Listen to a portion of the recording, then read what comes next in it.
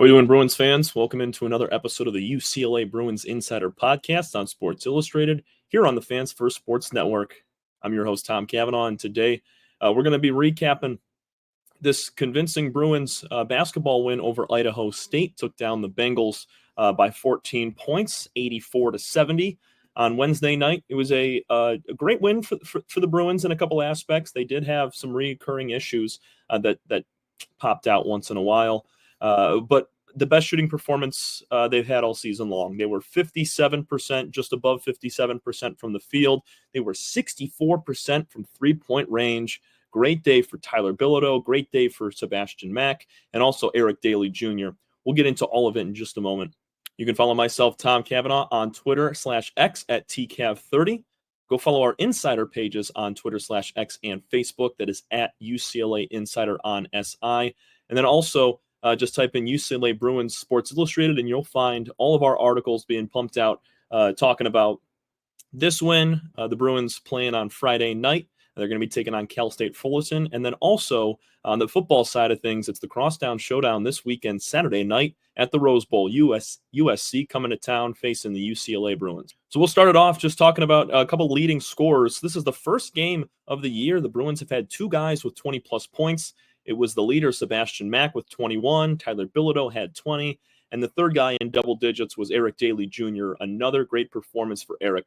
Just came short of his season high. He had 17 against Lehigh, had a 16 tonight, 7 of 9 shooting. He was solid. But to get back to the two top guys with 20-plus, I mean, how about Sebastian Mack, man? When people say free throws are meant to be, they're free, the easiest shots on the floor, he completely exemplified that tonight. On 21 points, he made just 3 field goals. He was 15 of 16 from the free throw line.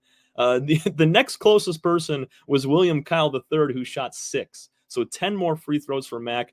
He was taken to the rack almost every single time he got the ball. He was getting fouled almost every single time he was putting up a shot. And, executed perfectly from the line. You love to see 15 of 16 from the free throw line. My goodness, that's impressive. Had 2 assists as well. Just a good day for Sebastian. He's only gotten better. If you go back to that New Mexico State game they lost in their second game of the year, Coach Cronin, he kept it real. He called out Sebastian. Said he was giving the ball away. He's anything but a soft kid, and really just sparked a fire underneath Mack, and he's shown it. I mean, continuing to score in double digits. This is his 3rd straight game doing that, and his season high of 21 points. Well done from Sebastian as he continues to grow.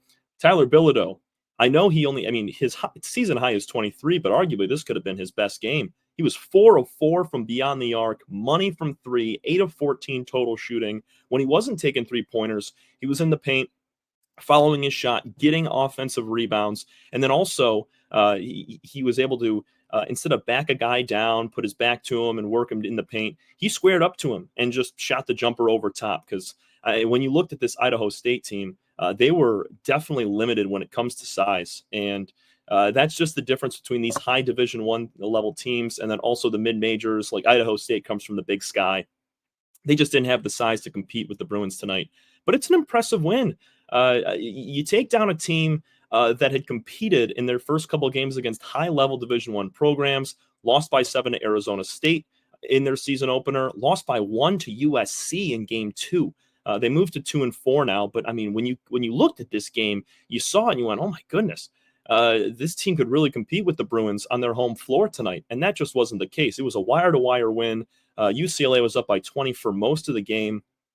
The universal spread line was above 20, which I found to be a little bit surprising considering they had played other teams similar to the Bruins very closely. But UCLA took care of business, and they did a great job shooting the basketball. We mentioned the shooting totals. They were also 21 of 26 from the free throw line. That is awesome to see. When they get their free points, they're able to get to the rim, get fouled, and take some free shots at the charity stripe. They knocked them down, 21 of 26. Very, very impressive there. A couple other guys that had good games as well. Trent Perry continues to thrive as a freshman. He had 8 points, 2 of 3 from the field. He was 3 of 3 from the free throw line. Actually only went to the line one time. It was on a 3-point shot that he was fouled on. Knocked down all 3.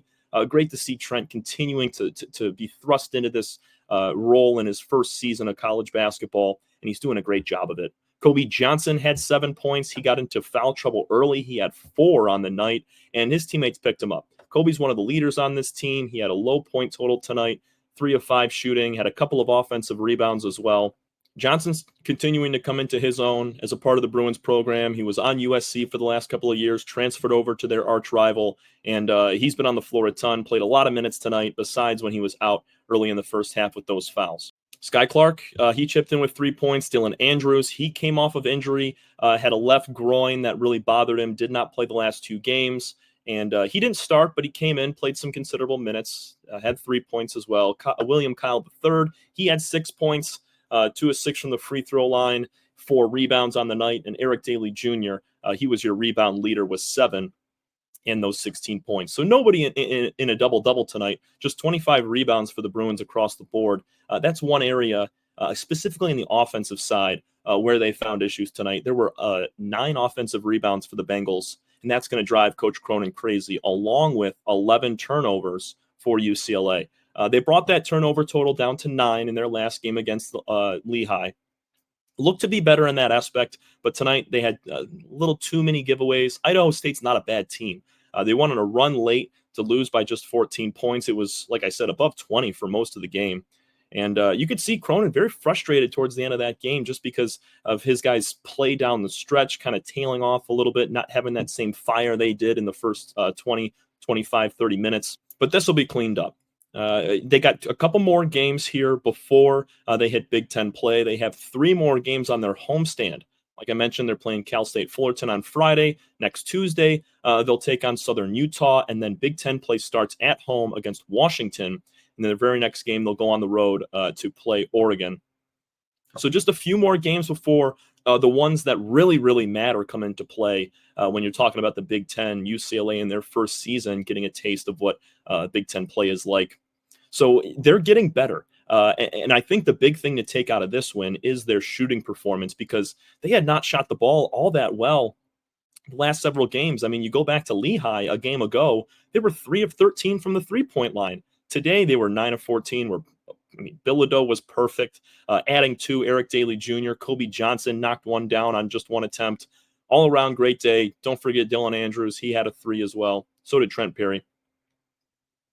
So everybody kind of chipping in, shooting the ball well from 3, and they utilized it a little bit more. I know they had the size on Idaho State, but when they were given the shots, they knocked them down, and that's the really important thing, because if a team in the Big Ten thinks that this team cannot shoot, I mean, coming in, they were 24% from beyond the arc through the first 4 games of the year, and they knocked that out of the park, man, shooting over 64%. That's pretty impressive.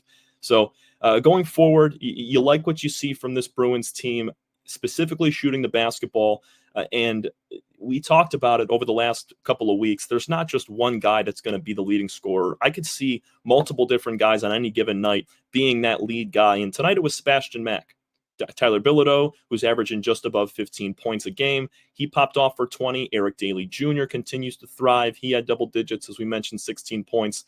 And another guy to take out of this is Trent Perry with 8 points, really making an impact in his freshman year. He is going to be counted on heavily when they hit Big Ten play. Really, really excited to see how he squares up against a lot of those other tough teams, the Wisconsins, the Rutgers, the Illinois, Michigan States of the world. All those guys, the entire team tonight, definitely moving in the right direction, and should have a good start to Big Ten play at home against Washington.